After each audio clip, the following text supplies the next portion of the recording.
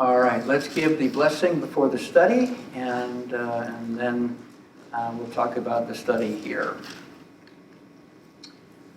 Blessed are you, Lord our God, King of the universe, who has chosen us from among the peoples and given us the apostolic writings. Blessed are you, Lord, giver of these writings. Amen. Yes. Would you agree that when it says works of the law, that that's really the legalistic works of the law that the Pharisees have added onto it? Because they didn't really have any word. I don't think, they wouldn't have called what they were doing legalistic anyway. Right.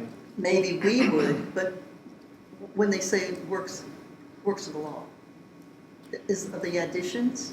So basically, we've come to understand when they're talking about works of law, and Paul is referring to works of law and things of that nature.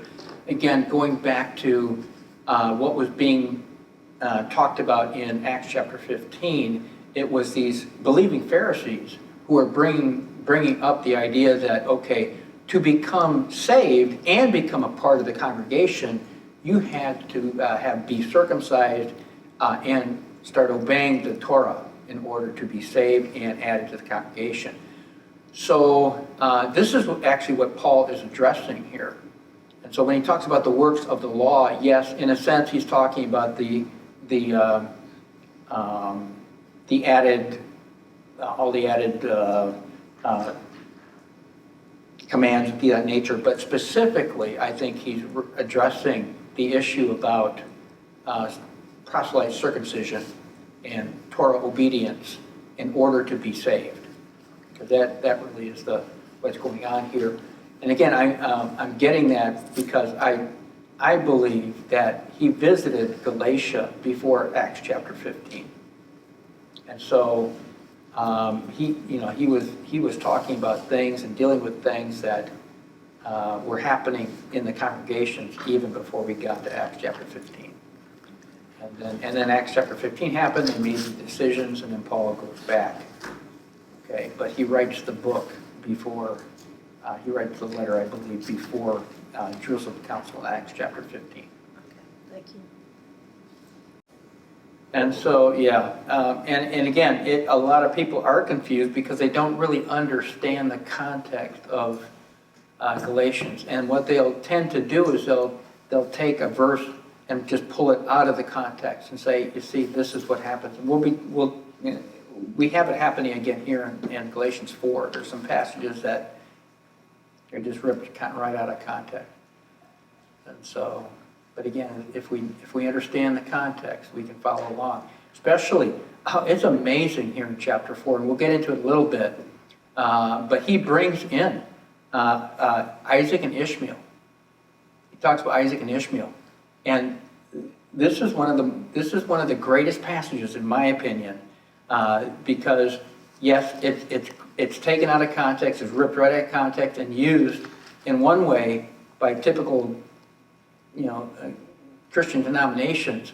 But if you really understand what Paul is saying here, this is an amazing example, illustration of what he says. And he says this is an allegory. This is an illustration. Okay, and so he comes right out and says it's an illustration, but most people, for whatever reason, don't understand it as an illustration necessarily. So, the order of our books is not chronological, as far as that goes. So, you just kind of have to keep that in mind when reading, going through these books. But, what is it's kind of interesting because, Paul is dealing with things, and this is why I think, the time that he spent with the Lord on the backside of the desert, it must have been an amazing time. How the Lord, can you imagine all the aha moments that Paul would have had? He said, "Well, wait, what? You mean it's not this, it's this?" It's like, wow. But in any case, because he's dealing, like I say, he's dealing with things here that were going to be brought up at the Jerusalem Council in Acts 15. But and he's, anyway, you can kind of see why they came to the decision that they did in Acts 15 by just simply about some of the things that he's saying here. But in any case. Good. Any other questions or comments here? Yes? Okay, well, I guess it's in verse 9. Well, anyway, he says, so how is it that you turn back again to those weak and miserable elemental spirits? But if people don't know that he's talking to Gentiles, then they can just think, oh, they're talking about going back to the Torah. They were never in the Torah anyway. They're talking about pagan ways, right? Okay. But, I've heard this used so many times that it's not in context, and they don't even know who's being addressed. Oh, right. Okay, good. Good. Okay, any other questions or comments here? All right, well, just a little bit of an introduction, just a little bit of a recap here.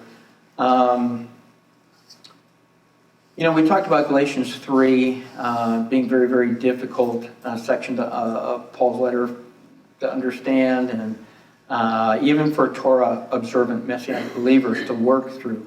Because again, there's a lot of claims that come out of chapter 3 against Messianic movement that have been made using this particular section of Paul's letter, and then it goes on into further section. But it begins in chapter 3. A lot of it begins in chapter 3. But again, as we've been through it, and as we've taken a look at context, is Paul really downplaying the Torah? Again, it's often proposed that Paul is giving believers a choice between God's grace and God's law. Okay? Is he downplaying the Torah, or is he basically talking about how the Torah can be misused and abused by some? Okay? Misused and abused by those who miss the main point of the Torah. Okay? And God's mandate for his people being, again, a blessing to everybody.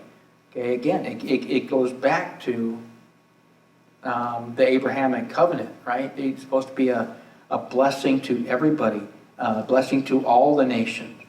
Okay, and so again, these are the questions that today's believers, but especially Messianics, need to consider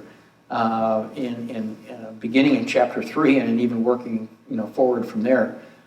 But again, I mentioned previously, I'll mention again, that we're not doing a verse-by-verse study. I'm going to take,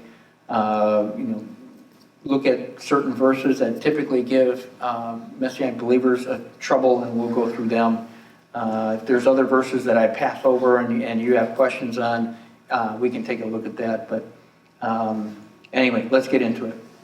Okay, so we're looking at chapter 4, verses 1 through 3. I just kind of want to give you a brief overview of 1 through 3. But again, Paul has just completed his remarks to the Galatians about the Torah serving as a child conductor. Remember, talking about some versions call it a tutor, some a schoolmaster.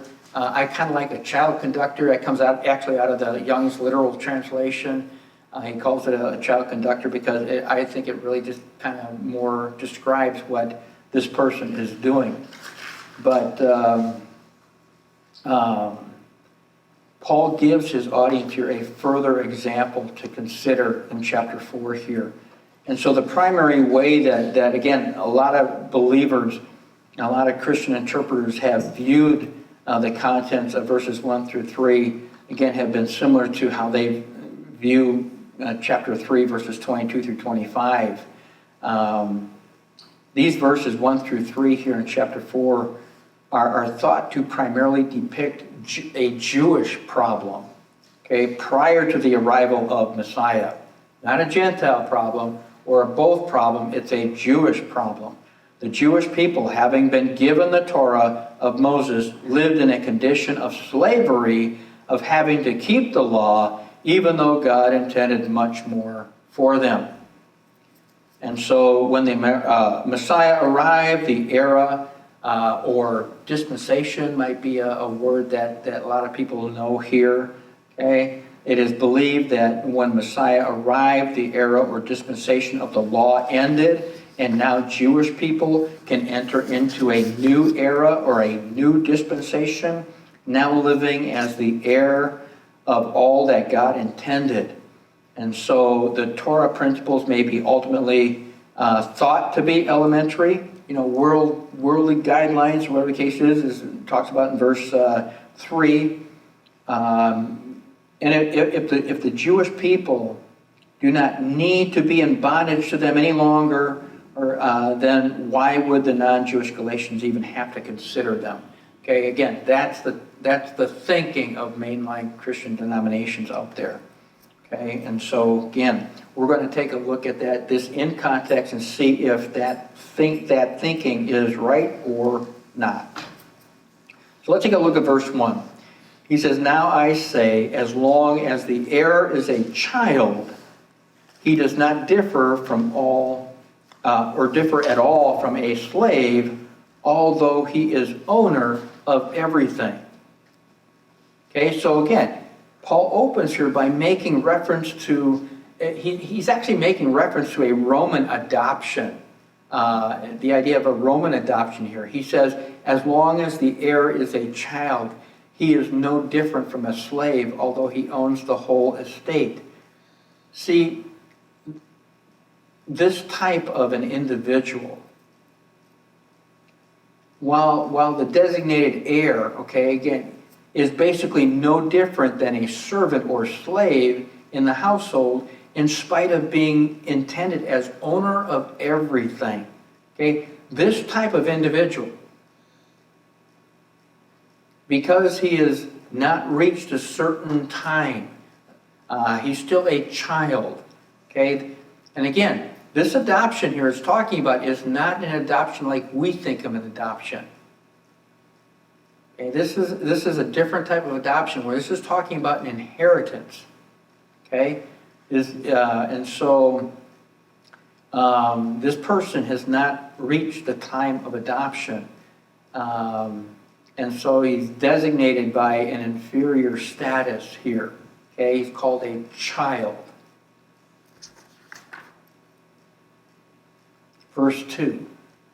But he is under guardians and managers until the date set by the father. Okay, so this again, it explains more for the further idea of the adoption period, this Roman culture adoption idea here. In verse 2, Paul continues by stating that the child is under guardians, okay, and managers until the day set by the father. Now again, this kind of goes back to what was talked about in Galatians chapter 3 as the child conductor. Okay, the child conductor, another way you could describe them is this way here. Managers, guardians, that type of thing. So again, Paul is taking a local custom and he's making a spiritual analogy here. Okay? And so for people such as Paul, there were various teachers and rabbis in Judaism who were doubtlessly valued and very important agents, guardians and managers, if you would, okay, of God. They were valued, they were important agents of God who gave him critical training and skills until the decisive point in time when Yeshua met him on the road to Damascus. Now, in the case of many of the non-Jewish Galatians, we just talked about Paul and how the people in the lives of, important people in the lives of Paul until Yeshua came. But in the case of these non-Jewish Galatians, different synagogue leaders and officials probably played some sort of a role in their introduction to the God of Israel. As they were, once God-fearers themselves. Paul himself also helped the Galatians understand who Yeshua was in his first journey there and his time spent there, and how the Tanakh scriptures pointed to Yeshua, pointed to the Messiah. Yet, folks, all had to reach a designated season in their life when the Messiah arrived for them, providing them this eternal redemption. Which brings us to verse 3. So also we, while we were children, were held in bondage under the elemental things of the world. Okay, now, what things of the world, what these things of the world are, I guess I should say, and how they relate to the Galatian spiritual condition, there has been so much debate about that, folks, in Christian circles or Christian denominations or just interpreters, expositors of Galatians. There are many interpreters who wrongly conclude that the commandments of God's Torah are actually to be considered elemental things of the world. Okay? I know because that's how I looked at it not too long ago. Okay? Talking about the elemental things of the world, going back to the Torah. Folks, that's not it at all. Again, taking it into the context of all the books so far, does the Apostle Paul consider the elemental things of the world to be the commandments of the Torah? Again, Paul is speaking of things that both Jewish and non-Jewish people can be subject to, particularly as it concerned the situation in Galatia. And so what Paul is telling the Galatians here in verse 3, and by extension to believers even living throughout the centuries, as well as today in our day and age, is that every person has been in some kind of bondage to the powers of the age. Right? Again, this is not a difficult, conclusion to draw. If a person prior to salvation is in bondage to sin, okay, any unredeemed person will be influenced by ungodly things, whether outside of God's community or even inside God's community. Not everyone that attends a synagogue or a congregation or a church, for that matter, is a saved person. Would you agree with that? Yes. Okay? And it's the same way. And here, even in the first century. So even with the presence of various guardians and managers, talked about in verse 2, in their lives, helping to administrate people on their way to saving faith in Yeshua, these people, before arriving at salvation, still do not often have the maturity to sometimes discern between God's truth and the forces of this age, the elemental things of this age. Even in a godly and wholesome environment, folks, there are doubtlessly going to be things from the evil world system which at the very least, folks, will serve as an indirect negative influence. But that influence will allow for things like dormant superstitions and attitudes to fester, which again have no legitimate basis being part of someone's thoughts, attitudes, or approach to God and His ways. So again, each person is subject to some degree to the elements of the world because of the universal nature of sin. Okay, and I think I gave you some scripture passages there. It talks about that universal nature of sin. But the person who is a child was a person who was especially susceptible to the elements of the world. Not having entered into the Father's estate and probably not being spiritually regenerated.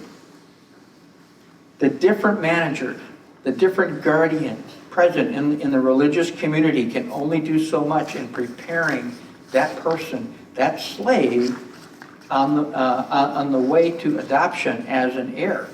Okay? And so Again, this is what we're talking about in these 3 verses here. It's not talking about the Torah as the elemental things of the world. But let's move on, verse 4 and 5.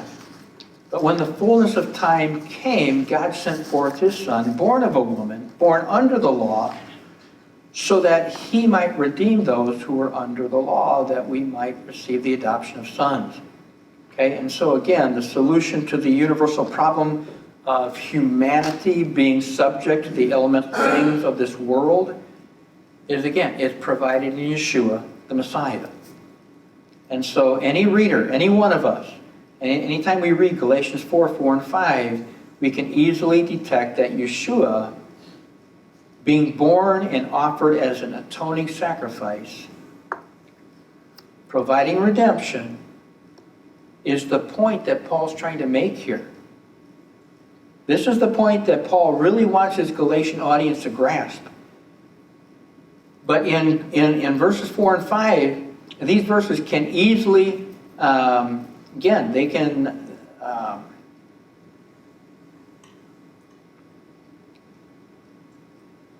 easily detect that Yeshua is being born and offered, and yet these same verses speak in terms of Yeshua, the Messiah, redeeming all people. Or is it only talking about being born as a Jew and in releasing all Jews from any need to keep Torah? Okay? I mean, what is it talking about here?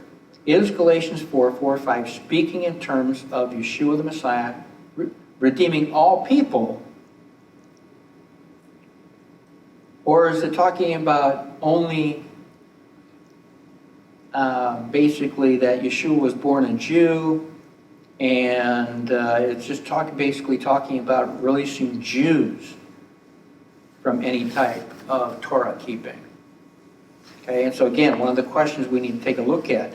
Most Christian interpreters take Yeshua, born of a woman, born under the law, to basically mean that he was Jewish, having to keep the Mosaic Torah as a way of life. But folks, if the work of so-called redemption is the Jewish people being released from any need to obey God's law,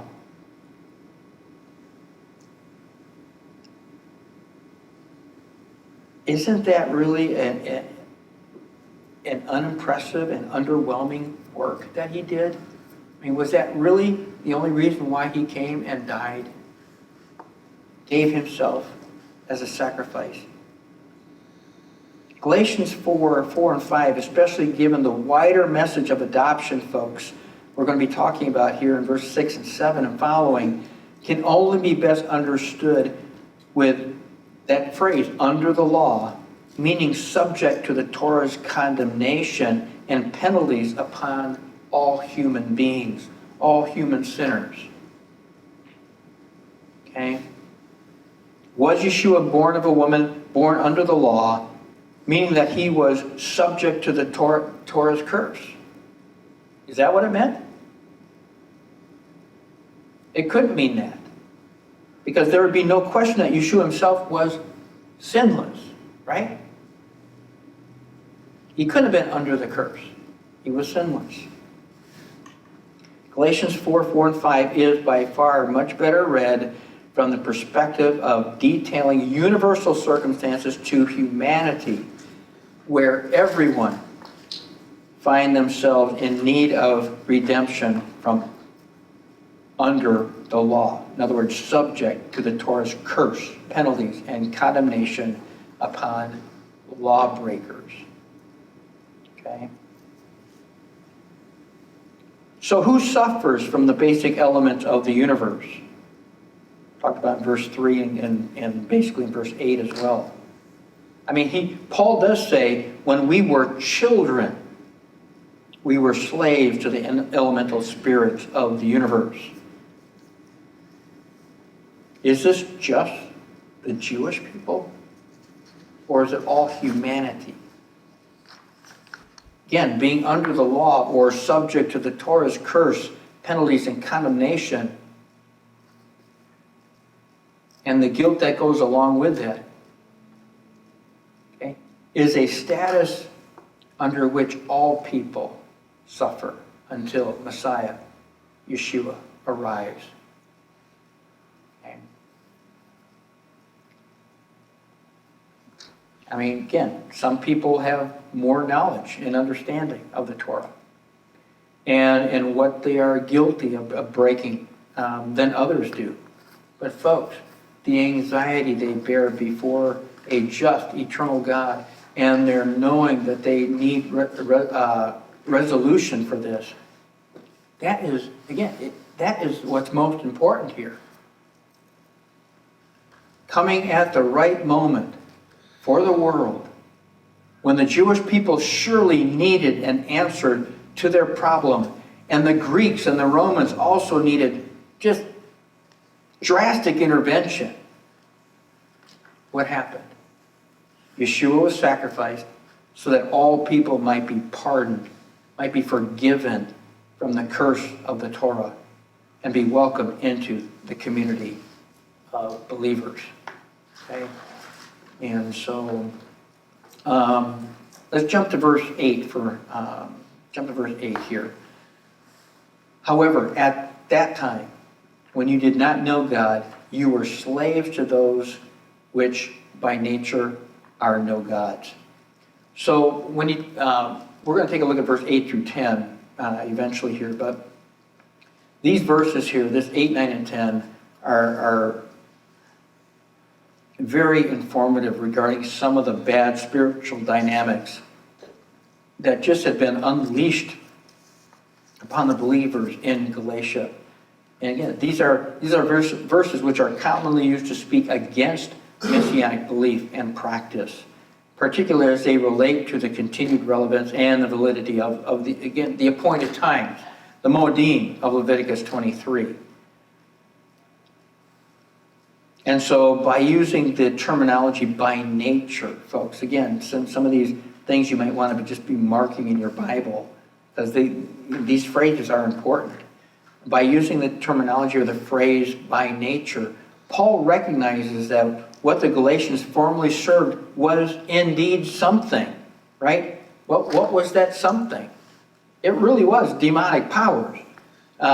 He's going to later tell non-Jewish believers in Asia Minor that you were at that time separated from Christ, alienated from the commonwealth of Israel, and strangers to the covenant promise, having no hope and without God in the world. And so the Galatian believers had once participated in the Roman political cult prior to receiving the gospel, and now for some difficult reason to really understand, they were turning back to the things that they had already escaped from through their newfound faith in Yeshua. Let's take a look at verse 9. But now that you have come to know God, or rather to be known by God, how is it that you turn back again to the weak and worthless elemental things to which you desire to be enslaved all over again? Okay, and so again, it's just kind of interesting here. It's very important here not to just notice that the Galatians came to know the one true God of Israel, but the creator of the universe, folks. It says this creator universe, this one God of Israel, actually came to know them, okay, and desired a relationship with them. And that's one of the reasons why I pray the way that I do almost every Shabbat, thanking God for wanting to have a relationship with us and things like that. And so, but what were the Galatians specifically returning to? Were the things that the Galatians were returning to, to practice what they had already followed during their previous life in paganism? Okay. Again, Paul specifies that what the Galatians were returning to, he says, were the weak and worthless elemental things. Okay, and so, again, these weak and worthless elemental things are often interpreted by Christian theologians as actually being commandments of the Torah. And so, let me ask you this, from everything that we've studied in Acts 15 and each chapter of Galatians up to this point, is this what we're supposed to recognize? That, again, we're no longer in need of obeying the Torah and the nature. Again, we should rightly recognize, folks, that the Galatians were returning to the things that they should have left following their reception of the gospel. But the conclusions that too many draw are again, they're not consistent with this. It's talking about the elemental things that, again, they observed before coming to the Lord. And so, anyway, verse 10. You observe days and months and seasons and years. Okay, now, again, were the Galatians turning to the appointed times of the Lord? Okay, such as the weekly Shabbat, the festivals such as Passover or Tabernacles? Were they remembering sacred seasons such as counting the Omer to Pentecost, or the 10 days of awe between trumpets and Day of Atonement? What is this referring to? Because this is what the majority tend to conclude, that this is what they were this is what they were doing. They were going back to observing the Shabbat. They were going back to observing Passover and Tabernacles. They were going back to, counting the Omer, up to Pentecost and the fall feast. And they were doing all these things. They're going back to these things.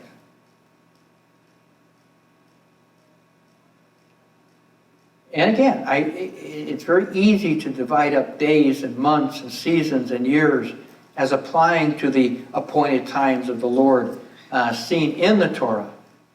But I think there's some other important factors that we can't ignore. Okay? The list that we have here in Galatians 4:10 is very generic. Okay?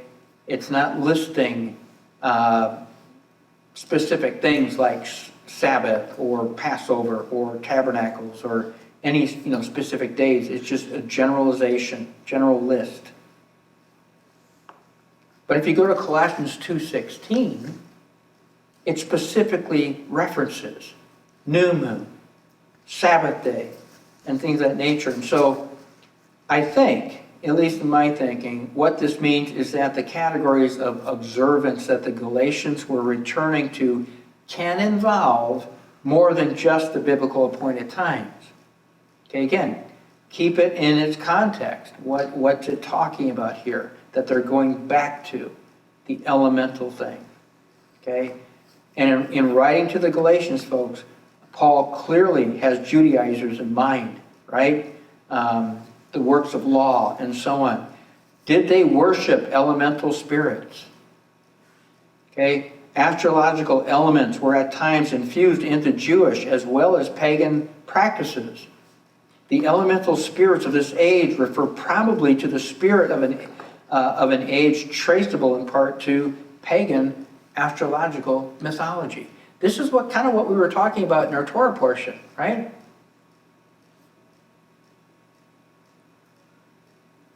And our Haftarah anyway. They were mixing things.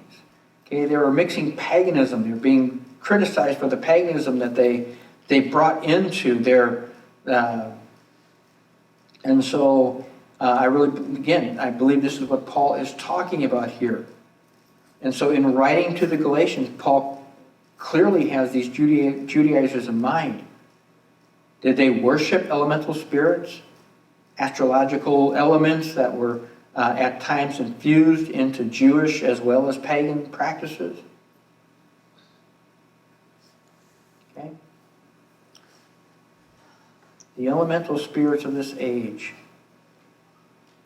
refer to the spirit of an age traceable in part to pagan mythology. Let's jump down to verse 21. There's another portion there that I really want to cover before we actually finish chapter 4. But again, in the remainder of chapter 4, from verse 21 through 31, Paul asks the Galatians to reflect on their current spiritual condition. Again, he's using the narrative of Ishmael and Isaac, okay, as we see in the Torah. Paul asks them whether or not they are actually heeding, listening to, and obeying the instructions and the admonitions as seen in the Torah that they have apparently come to hold as dear. And one of the most critical aspects of actually following the Torah is not only knowing what is the commandments are, but also heeding the lessons from the accounts of the patriarchs. And so, while verse 21 through 31 are often used as meaning that Paul is critical of the law of Moses, folks, how can he be critical of the Torah when he uses an important theological illustration from the Torah? And you'll understand more as we get into it. So let's get into it. Verse 21, tell me, you who want to be under law, do you not listen to the law? Again, most Galatian readers, people who read Galatians and people who try and interpret what's going on here, take Paul's words when he says, tell me, you who want to be under law, do you not listen to the law, as a reference to the non-Jewish Galatians being improperly persuaded and forced to live a life of observance of the Mosaic law.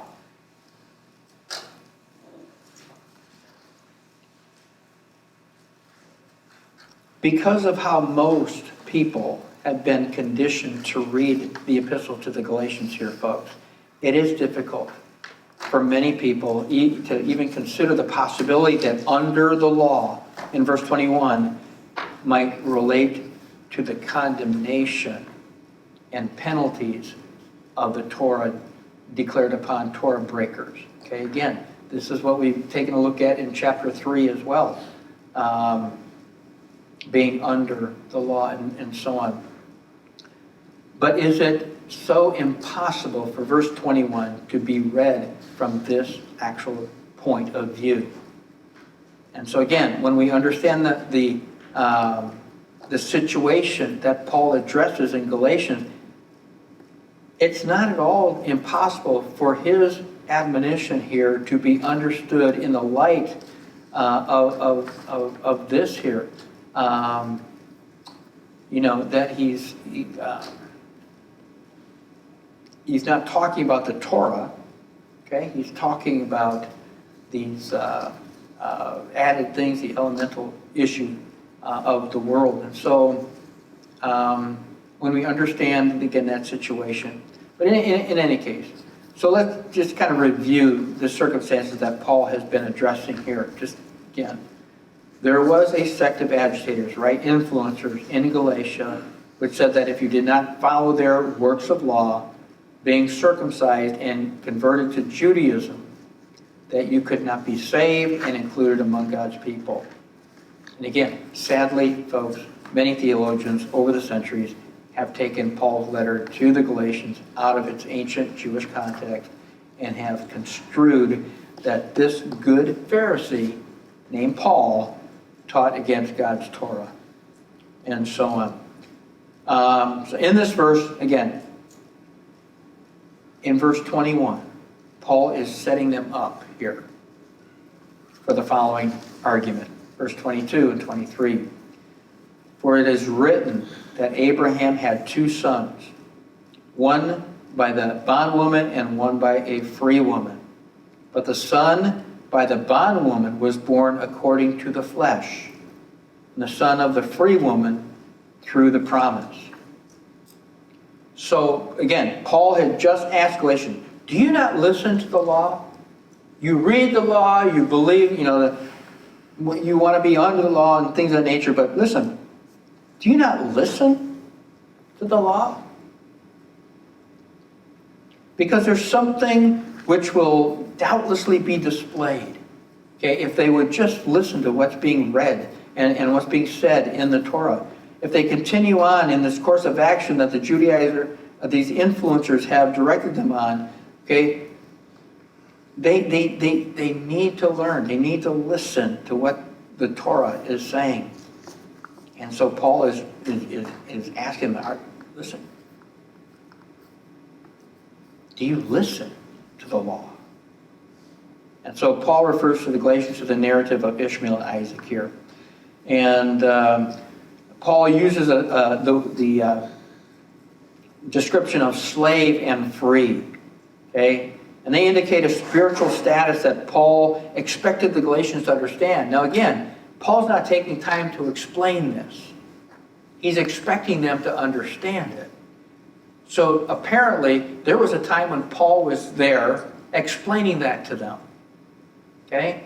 That's why I'm saying that he was here before, even Acts 15. But in any case, he's assuming that they know, especially these non-Jewish believers, they know already about what he's saying. And so, again, it's important for us to remember that, again, if Paul is going to use Ishmael and Isaac to teach spiritual lessons, that these people already know about them and can interact with that story and understand the story that he's telling. And so in the case of Abraham, while Abraham was indeed promised many physical descendants by God, and God also said, one who will come forth from your own body, he shall be your heir. Okay? Abraham and Sarah, this is going back to Genesis chapter 15. But Abraham and Sarah thought it was necessary to kind of help God out. Okay? And so commit a faithless act of the flesh by Abraham conceiving with Hagar. Okay? So what's Paul doing? Paul uses the narrative of Ishmael and Isaac being born to describe the current actions proposed by the Judaizers, proposed by these influencers in Galatia. You see, Paul's opponents, these influencers, by pushing circumcision onto these people, by pushing Torah observance onto these people, for salvation and admittance into the congregation, the fellowship, they were promoting an act of the flesh, right? They were going against what we would call the natural motives prompted by one who was to be maturing in faith, right? Abraham and Sarah, how long was it, between the time that they got the promise and the time they actually had the child? Long time. There had to be a time of learning, a time of growing, a time of, again, and these people were, again, they were beyond age of childbearing. It still had to come about through natural means, folks. Still through the sexual act, okay? It wasn't virgin born, so to speak. It wasn't, okay, or, something of that nature. There was still a procedure, a natural procedure that had to take place for this to happen. And rather than the new non-Jewish believers moving forward at a natural pace in the sanctification process, adopting greater obedience to God's instruction through the natural way, through steady spiritual growth, these influencers were trying to make them into a handful of proverbial Ishmaels. Does that make sense? Are you following the argument here?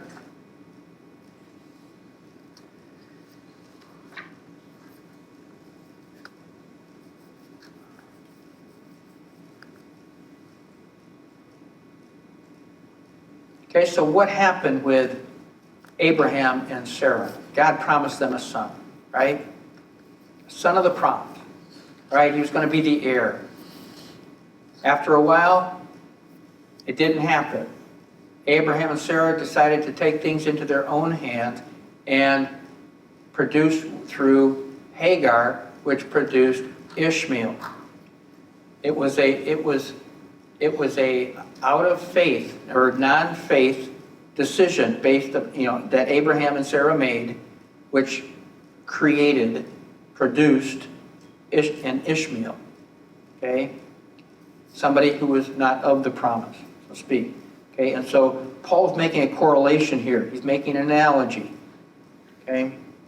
And so try and follow along. Hopefully you'll follow along with me. So we have the Ishmaels. Okay? Paul recommended instead that the Galatians be like Isaac, who was conceived the natural way, okay, through sexual relations of his parents, who chose to place faith in God that the child of promise would be born from Sarah. Okay? Verse 24. He says, this is allegorically speaking, telling them up front, for these women are two covenants. Who are the two women?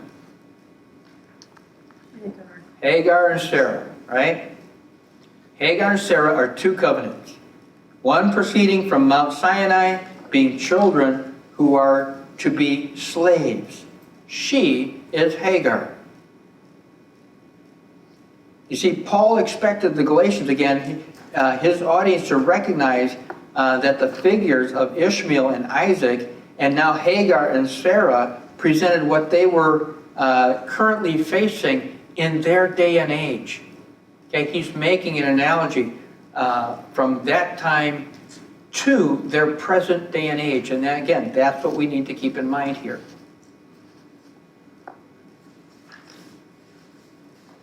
And again, I don't think it's very difficult to interpret verse 24 through 26 from a pro-Torah perspective. But again, we have to follow Paul's line of reasoning very carefully.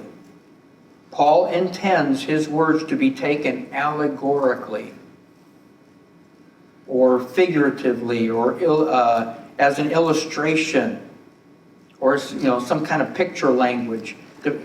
All different versions use different descriptions here. But again, it's supposed to be like an illustration that we would say. And so in declaring this is allegorically speaking, when Paul said that, Paul relies on the Galatians' knowledge of the typology. See, they had to know Hagar and Sarah. They had to really understand who they were and what happened in that story.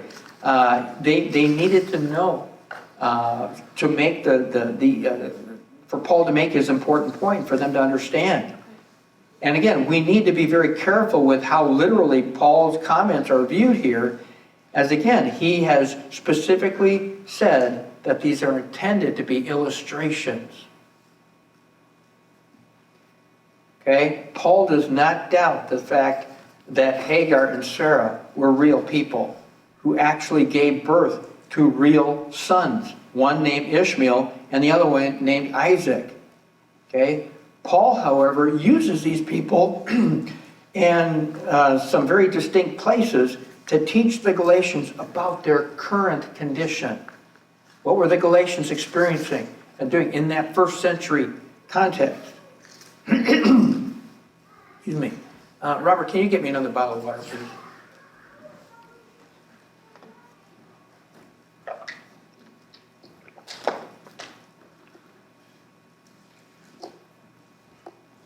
So both Hagar and Sarah do represent two covenants, okay?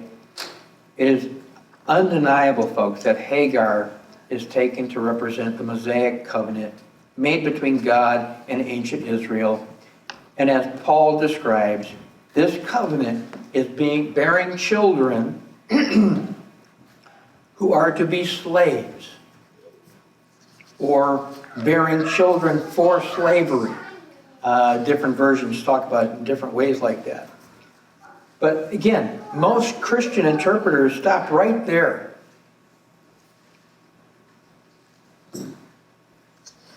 Again, it's undeniable, folks.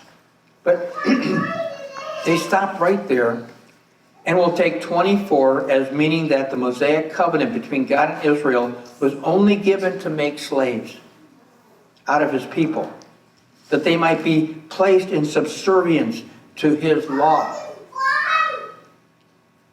Yet, again, this is not the view of people of God like David, for example, who enthusiastically praises the value of God's law by declaring, "I will keep your law continually, forever and ever. I shall walk at liberty, for I have sought your precepts."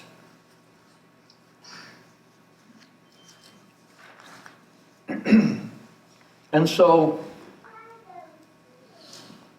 to declare the idea that the Sinai covenant was given by God to place the ancient Israelites, former slaves of Egypt, remember, okay? God took them out of Egypt, but to declare the idea that God took them out of Egypt only to place them in bondage again, it misses the whole point of the book of Exodus. The whole message, folks. Verse 25 and 26. Now this Hagar is Mount Sinai in Arabia and corresponds to the present Jerusalem. Okay, there we go. The present Jerusalem. For she is in slavery with her children. But the Jerusalem above is free. She is our mother. So Paul's point here, folks, is that Hagar, okay, the Sinai covenant, represents the Jerusalem that now is, or the present city of Jerusalem that was right there in Paul's time, in the Galatians' time, in the first century. And again, the critical term used by Paul that often gets overlooked and even by the best interpreters is that word present. Okay, it's talking about Jerusalem present at that time. Paul is speaking about the city of Jerusalem in the first century, not ancient Israel at the base of Mount Sinai in the 13th century BCE. Okay, Paul is not criticizing the agreement made between ancient Israel and God at Mount Sinai, as many people conclude. Yet Paul is making an observation in his present day that the Sinai covenant, as it was currently practiced by those in Jerusalem, is providing or is proving to be insufficient. Okay, that's the idea here.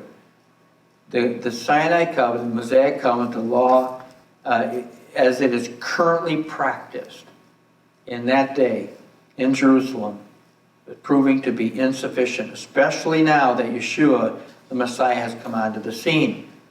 And in particular, the influencers in Galatia, they were using the Sinai covenant to promote proselyte circumcision for salvation and inclusion into the congregation.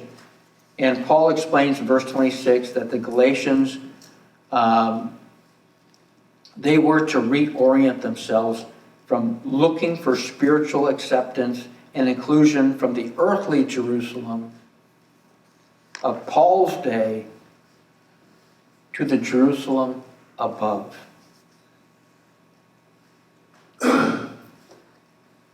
Okay, again, things have certainly changed with the arrival, the sacrifice, the resurrection, and the ascension of Yeshua into heaven.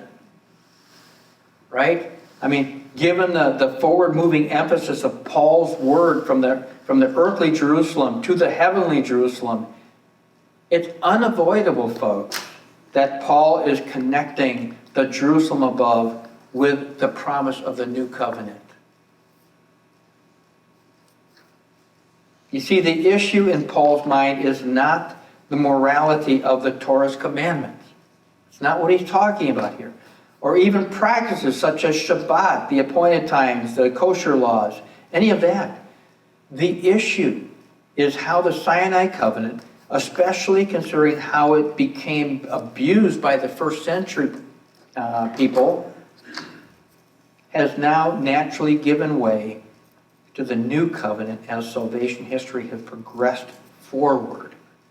Okay, and so, again, the essence of the new covenant is that God's Torah can be written on the hearts and minds of his people through the power of the Holy Spirit. Okay? And, I can give you the references. I can't remember if I put them in your notes or not, but, Jeremiah 31 and following, he prophesied, several centuries earlier. He said, I will put my law I didn't within get that. Could you try again? No, that's Siri talking back to me, sorry. She must have thought I said Siri. Anyway. Out of nowhere. Okay, so, see, it had to have been some of the principalities and powers of the air that did that, I think, because we're into a very, very important part of understanding what's going on here. But folks, again, we're talking about the new covenant in Jeremiah. He says, I will put my law within them, and on their heart I will write it, and I will be their God, and they shall be my people. And also in Ezekiel 36, 26, and 27, moreover, I will give you a new heart and a new spirit within you, and I will remove the heart of stone from your flesh and give you a heart of flesh. I will put my spirit within you and cause you to walk in my statutes, and you will be careful to observe my ordinances. Folks, the Galatians will be directed to follow the example of the Messiah in their keeping of the law when we get to chapter 6 and verse 2 of Galatians. It was never the intention of the God of Israel for the Sinai covenant to place people into bondage and lead to spiritual, or maybe I should say, bastard children, because that is what we're talking about. We understand what we're talking about. That's an old English term, basically, but you understand what we say about bastard children? Okay? Hopefully, you can look it up if not. But in any case, this is what it's producing. The way it was being observed in the first century, it was producing these kinds of children. Okay, and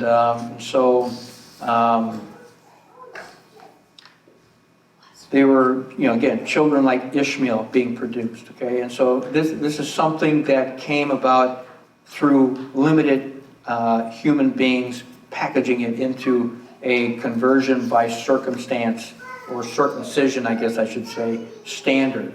Okay, salvation by circumcision or conversion by circumcision standard, which was made more important than, again, basic belief and faith in the God of Israel.